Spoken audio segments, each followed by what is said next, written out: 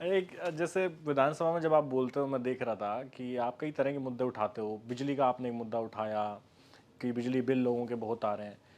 तो जैसी पहली बार जब आप कोई मुद्दा उठा रहे हो, फिर वो मंत्री कह देता उठ के कि हाँ जी कराएंगे, देखेंगे, समाधान होता है क्या वाकई न में कुछ उस नहीं बात हुआ का? जी।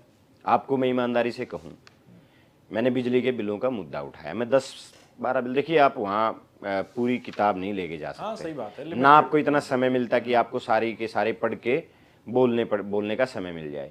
मैं 5-6 ऐसे खास बिल लेके गया जिनके बिल 16 लाख थे, 9 लाख थे, 3 लाख थे, और ये आम घरों की बात मैं कह रहा हूँ। जैसे मैंने एक बात उठाई कि भाई एक एससी समाज के एक व्यक्ति के घर का 9 लाख रुपए बिल आ गया, उसके घर पे चारा काटने की मशीन नहीं है, चक्की नहीं है, एसी नहीं है, फिर 9 लाख रुपए उसका बिल कैसे आ सकता है? तो उसका मैंने वो चीज़ें कही, मंत्री जी ने कहा ठीक है, हम ये जो कोई गलती है तो ठीक कराएंगे। हुआ क्या, जिस मद्दनहेड़ी के व्यक्ति का मैंने 1.5 लाख रुपए का बिजली का बिल दिया कि ये 1.5 लाख रुपए आया, वो आम घर का बिल 2 महीने का 1.5 लाख आया, उसका ठीक होने के बजाय उसके घर पे तो छापे तेज कर दिए। अच्छा। 2-3 बार तो छापे मार दिए उसके घर पे बिजली वालों ने, और 1.5 लाख रुपए का बिल अगले महीने 2.5 लाख बन के आ गया। ये सरकार है। मेरा जो मकसद है, मेरा बोलने का मकसद विधानसभा में ये कि मैं सरकार तक बात पहुंचाऊं। विपक्ष का धर्म भी तो यही बनता है।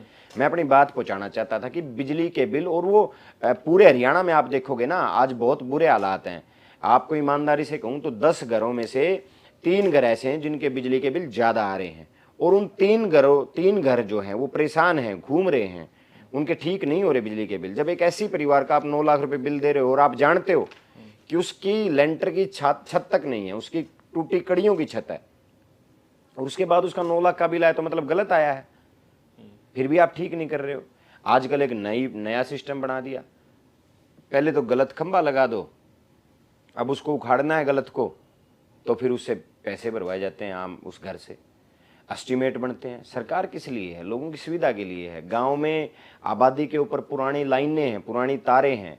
मेरे डाटा गांव में एक लड़की की करंट लगने से डेथ होगी क्योंकि उसके घर के ऊपर से तार जा रही थी। मैंने बहुत रिक्वेस्ट की, पहले भी जब मैं एमएलए नहीं था तब भी मैंने रिक्वेस्ट की कि यार इसको हटाओ, वो नहीं हटाई, उस लड़की की डेथ होगी।